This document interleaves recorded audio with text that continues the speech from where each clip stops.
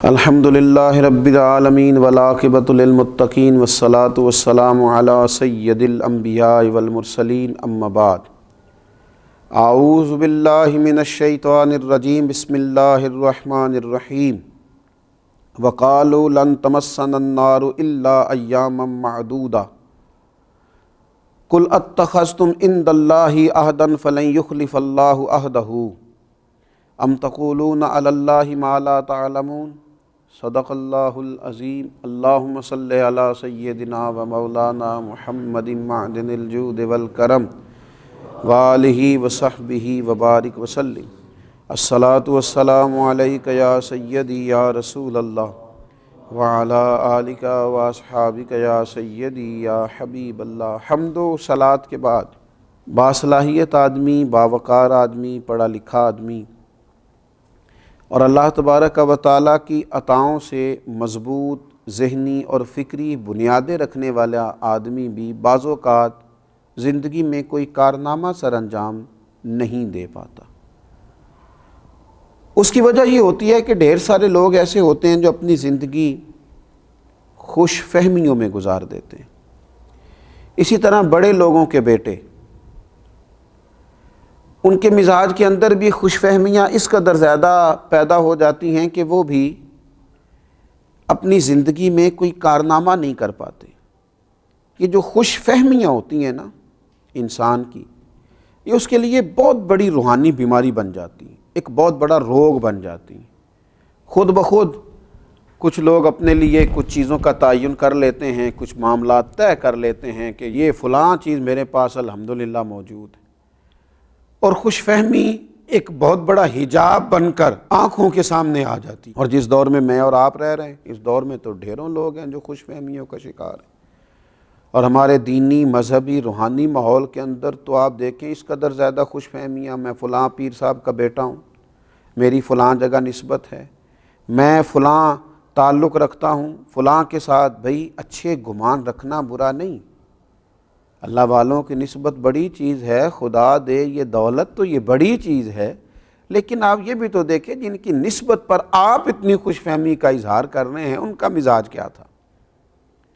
وہ کبھی کسی خوش فہمی کا شکار نہیں ہوئے، بلکہ انہوں نے ہمیشہ کوشش کی کہ جد و جہد کریں، اعمال صالحہ جمع کریں، اللہ تبارک و تعالیٰ کی رضا والے کام کریں، صبح و شام اپنا محاسبہ کریں، اپنے آپ کو اس قابل بنائیں کہ اللہ تبارک و تعالیٰ رحمت فرمائے اور رب کی رحمت متوجہ ہو اور ان کے لیے اللہ تعالیٰ جنت کا فیصلہ فرمائے۔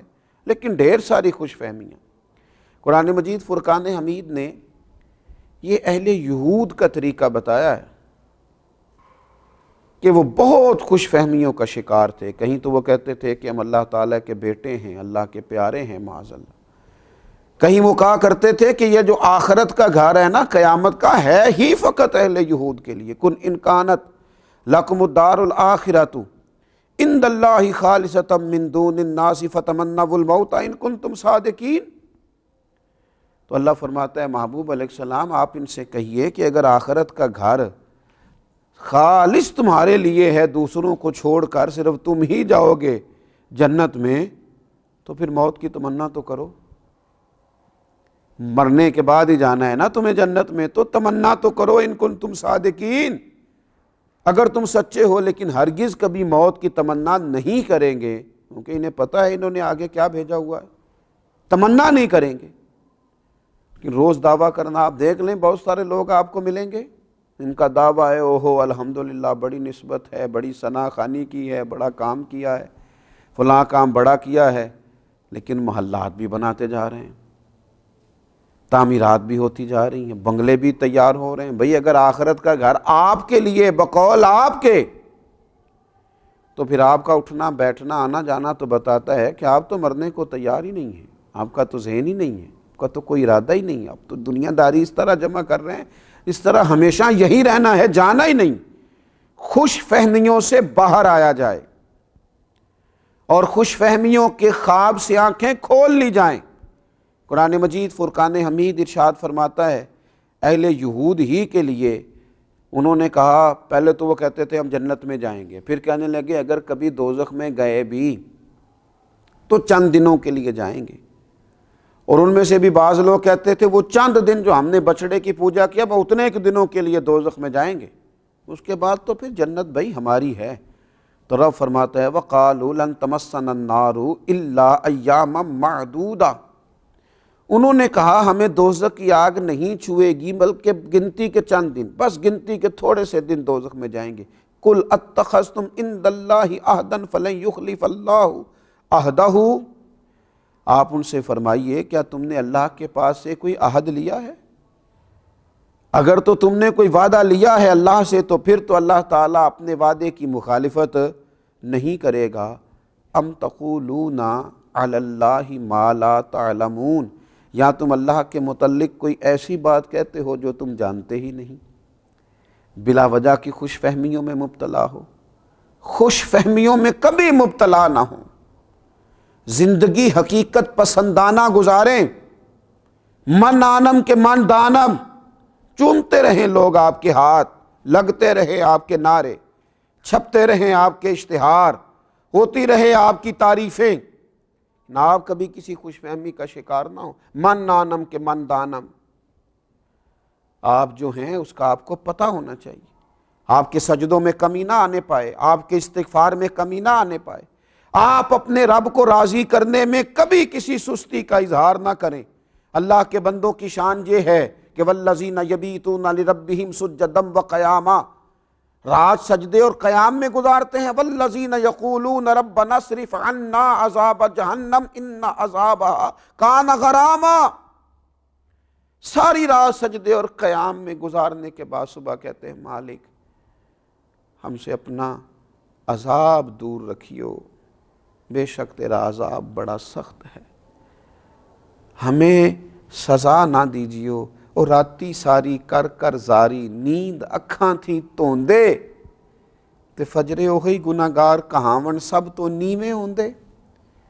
خوش فہمی میں مبتلا نہیں، امیر المومنین خلیفۃ المسلمین، پیکر صدق و صفا، پیکر شرم و حیا، داماد مصطفیٰ صلی اللہ تعالی علیہ وسلم، حضرت سیدنا عثمان غنی رضی اللہ تعالی، کئی بار میرے نبی پاک علیہ السلام نے فرمایا عثمان جنتی ہے، عثمان جنتی ہے، عثمان جنتی ہے۔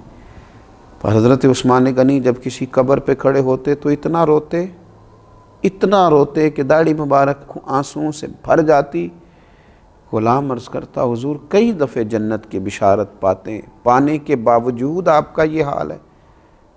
تو فرماتے تمہاری بات درست ہے، میرا یقین بھی کامل ہے کہ مجھے میرے رسول پاک علیہ السلام نے جنت کی بشارت دی ہے، پر جس محبوب نے وہ بشارت دی انہی نے فرمایا تھا کہ آخرت کی منزلوں میں سے، قیامت کی منزلوں میں سے پہلی منزل قبر ہے، جو یہاں سے کامیاب ہو گیا وہاں بھی ہو جائے گا، جو یہاں ناکام ہو گیا وہاں بھی ناکام ہو، لہذا ڈر آتا ہے، خوف آتا ہے، کہیں اللہ تبارک و تعالی ناراض نہ ہو جائے، خوف آتا ہے۔ یہ ہے خوش فہمیوں سے نکل جانا، حقیقت پسندانہ زندگی گزار۔ یہ روگ ہے بہت بڑا، بڑے سارے لوگ ہیں بڑا کچھ بن گئے، میں ٹیچر ہوں، میں بزرگ ہوں، میں قاری صاحب ہوں، میں علامہ صاحب ہوں، میں پیر صاحب ہوں، میں استاد صاحب ہوں، میں فلاں صاحب ہوں، بن گئے بس ٹھیک ہے بن گئے۔ یہ خوش فہمی ہے، اس سے آگے بھی تو دیکھے نا۔ اور پھر اگر تیرے پاس کوئی نیکی ہے تو تیرے پاس کیا گارنٹی ہے کہ اس کی بارگاہ میں وہ قبول بھی ہے کہ نہیں؟ جو رب کے بندے تھے وہ تو قبولیت کے لیے ترستے رہے، ساری زندگی دعائیں مانگتے رہے کہ کریم تو قبول فرما لے۔ تو خوش فہمیوں کے جنگل سے باہر آئیں، حقیقت پسندانہ زندگی گزاریں۔ اللہ تعالی ہم سب کو حقیقت پسند بنا دے۔ وما علینا الا البلاغ۔